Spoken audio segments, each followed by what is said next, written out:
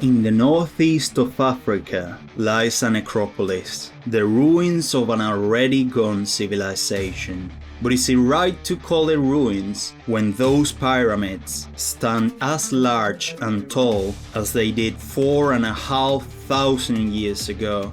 These lost people build statues and buildings that still amaze us with their beauty and size to this day. But who were they? Long ago, from 21,000 BC, the people of sites like Wadi Alpha used stone arrows and daggers, and even hoods made of brooches and skin, subsisting of fishing and large-haired animals. In 13,000 BC, the Khatan culture in the South Nile seems to have suffered lots of intertribal warfare, suggested by many of them showing wounds caused by arrows, darts, and spears. Their skin color was different, lighter in the north and darker in the south, which makes some think that it was the earliest sign of violence due to xenophobia, but we don't know for sure. After 8000 BC, North Africa showed signs of advanced cultures and many paintings of giraffes and hippos, animals mostly seen in Central Africa. You might be wondering, how were they able to survive in the hot sands of the Sahara? This is because for thousands of years the massive Sahara Desert did not exist. This was caused by the slow tilting of the earth, changing the position of the humid monsoon wind to North Africa. From 6210 BC, people from the Fertile Crescent would teach farming to the people of the Nile. The first farming culture in the Nile Valley being the Fayum A, living around the Fayum Oasis from 5600. They were descendants from coastal North Africans, Saharians and Proto-Nubians, with a bit of Levantine influence, becoming the ancestors of the Egyptians. So they were mostly African. I know, quite a shocker, considering that they were in Africa. From 5200, the desertification of the Sahara pushed many of them towards the Nile Valley, which they will turn into a glorious kingdom. The early Egyptians were the first to make many things: sophisticated ships, irrigation systems, weaving in high amounts, one of the oldest solar calendars in Napta Playa, although that one is in Nubia, the world's first board game, Senet, and makeup, which was worn by both men and women alike, since it was deemed appealing to the gods, which looked amazing, I'm not gonna lie. They spread through the two northern parts of the Nile, since the south belonged to the Nubians. This is when they will split into the so-called two lands, which will be the name of Egypt for thousands of years, Lower and Upper Egypt, which are actually reversed. The delta is the lower and the other side is the upper. The people of Lower Egypt farmed next to the river, lived in huts and made lots of pottery, theirs being unpainted, until 4000 BC, while Upper Egypt will have the Tassian culture after 4500 BC, the first to do the beautiful blacktop pottery, and will be immediately followed by the Badarian culture in 4400, the first to use copper in Africa, thus engaging in a chalcolithic. From 4000, the two lands will have two opposing cultures spread through many city-states, the Mahdi in the Lower and the Nagada in Upper Egypt. The former had an advanced culture of architecture and technology and buried their members with goods in a specific cemetery, and the Nagada were more than one step ahead of the former. They had evidence of social stratification from 3600 BC, with high-status tombs, some of their pottery, architecture, and stamp seals? Where have I seen these before? Shows influence from that of the early Uruk period, and we even see the Master of Animals motif in a knife, which was earlier done in a Mesopotamian Ubaid seal, implying that the early Egyptians learned a lot from Sumerian civilization. Some of the first pictograms date from this time, having the very first Egyptian hieroglyphic text from around 3300 BC, from tomb Uj and U in Abydos, which contains more than 25 kings who ruled during the so-called pre-dynastic period in a span of 500 years. These were kings of specific areas of Upper Egypt, and some Lower Egypt kings ruled theirs. Therefore, it is only right to call the period between 3600 and 3150 as proto-dynastic or dynasty 0 instead. At that time, Northeast Africa started getting drier. As the Sahara was reborn, the two lands will become a massive green oasis, isolated by the Sahara in the west, the Rocky Desert in the east, the Nile cataracts in the south, and obviously the Mediterranean in the north.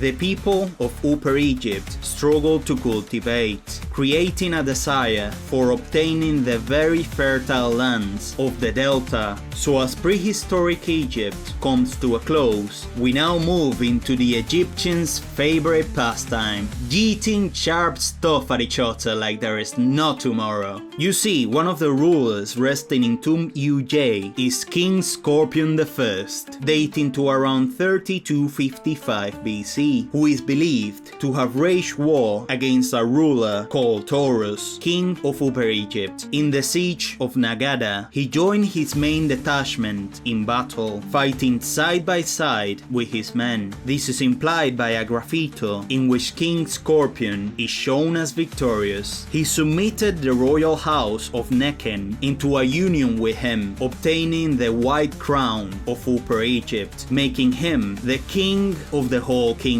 The Nile Delta towns, Basset and Buto, are also shown, implying that he started the process of unifying the two lands. By conquering parts of the north, he was buried with a dozen jars containing a well-known liquid, making King Scorpion into a very early lover of wine, which will be characteristic of high-class Egyptians after him. Besides, the proto-dynastic Egyptians had multiple breweries, beer, which the entire population consumed, sometimes instead of water. Yes, the young did too. Just imagine the chaos that could cause. They invented double reed instruments and the lyre around this time, playing something similar to the later Egyptian music for funerals and celebrations, and started mass producing adobe buildings, laying the foundations for the following eras. About a century after Scorpion, Menes became king of Upper Egypt. You see, Menes is a name given to a mythical king in the times of Greek Egypt. His real name has long been forgotten, but worry not, for modern scholars now believe Menes to actually be the same as Narmer. This king reigned around 3100 BC, who carried out a military invasion of the northwest of the delta, defeating the king of Lower Egypt, who wore the red crown. This is implied by the Narmer palettes, where it is stated that he took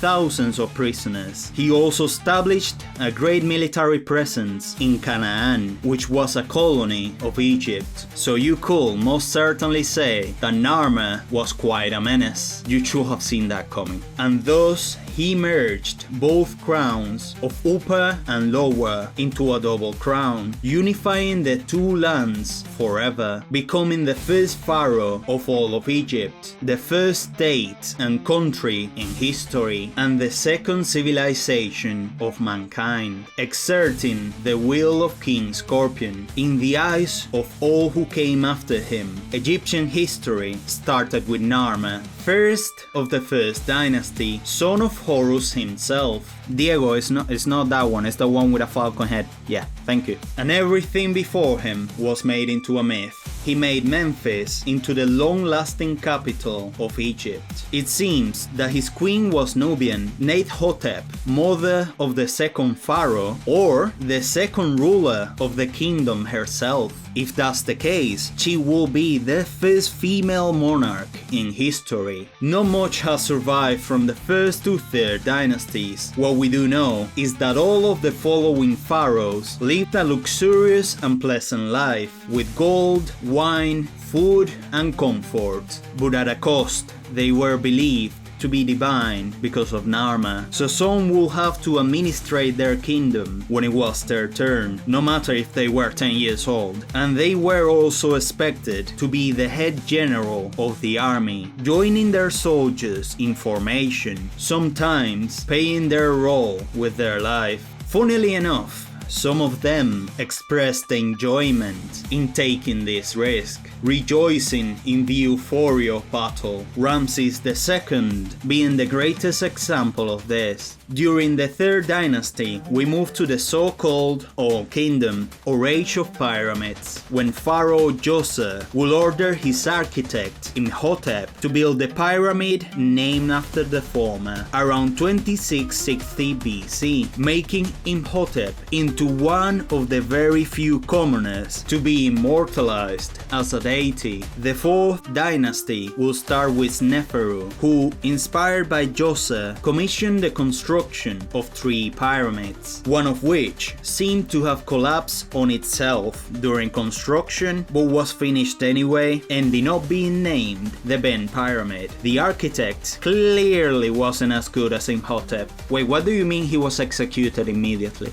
Where was I? Oh yeah. Around 2600 BC, Pharaoh Khufu would order the making of the Great Pyramid of Giza, which took 26 years to make, being covered in a beautiful white plaster and a gold coating in the top. That's also the case for the next pyramid, built by his son Khafre. The Great Sphinx is actually believed by most scholars to also be made in his honor, and the 3rd big one was ordered by the son of the latter, Menkaure. The 3 of them were buried under their respective pyramids, making it into a divine necropolis. Contrary to popular misconception due to the book of Exodus, it wasn't built by slaves, but by peasants and zealots, who were all well fed and housed, some of which had a certain level of engineering. Slaves were actually a very small part of the workforce of Egypt until the 1500s before Christ. The manpower and organization required to make them was incredible, but the Old Kingdom does show a well-defined hierarchy and sophistication, together with a very well-established polytheist religion to create rules and social organization. They were actually all built before 2500 BC. To give you an idea of how old that is, Cleopatra was the last pharaoh around the 30s BC, so she is further away from the pyramids of Giza than she is from the 15th of May of 2025, the release of Doom the Dark Ages. I can't freaking wait. The use of bronze and leather in armors, shields and weapons, like the iconic Khopesh, which is one of the most beautiful swords you will ever see in your life, and no, there is no debate, strengthened the military power of the nation. The 5th dynasty focused on the adoration of Ra,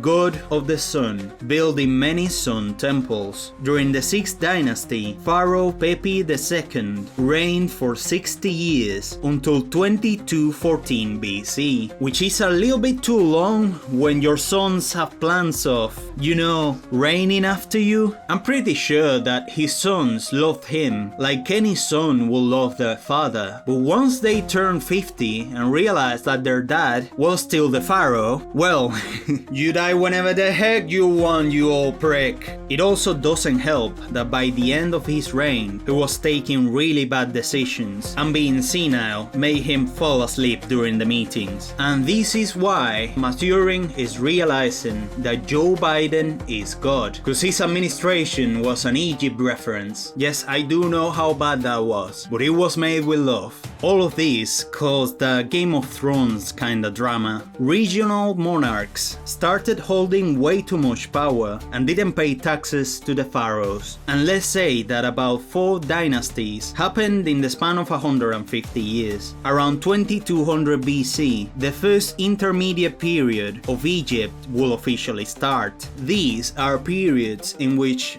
things go very freaking wrong, and yes, there is more than one. The 4.2 kilo year event will cause a major drought, for 100 years, generating decades of famine, infighting, and a fragile kingdom that finally snapped in two. In 2160, the once again two lands ended up consolidating into Heracleopolis in Lower Egypt and Thebes in Upper Egypt, until Mentuhotep II from Upper Egypt lost his shield in 2055 and walked like an Egyptian all the way to Heracleopolis, with his army of course, and did the Egyptians' favorite pastime once again. For a very short while, let's say it was about 39 years, until he finally managed to reunite the two lands. The period was so violent that the insecurity of normal life caused commoners to be buried with his weapons, thinking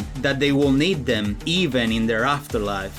Pharaoh Mentuhotep II initiated the 11th dynasty and Middle Kingdom and renamed the whole state as Kemet, meaning black land, referring to the fertile soil surrounding the Nile, as a contrast to Deseret, the red land of the desert. Yeah, in case you didn't know, for a dead tongue, the fact that Egyptian words like adobe, paper from papyrus, desert from Deseret, chemistry, pharmacy, myth, tomb, etc. means that even today we speak a few Egyptian words in every single thing that we learn from them. The following centuries will see Egypt turning into an agricultural powerhouse, inviting people from the Levant to aid in the economy, some of which will be the sons of Israel. But that will be the topic for another episode. That's it, now you know that Egyptians settled in the Nile Valley in the 6th millennium BC, that Pharaoh Narmer united Egypt in 3100 BC, the pyramids of Giza were built before 2500, that the Egyptians went to war, not every day, more like every other day.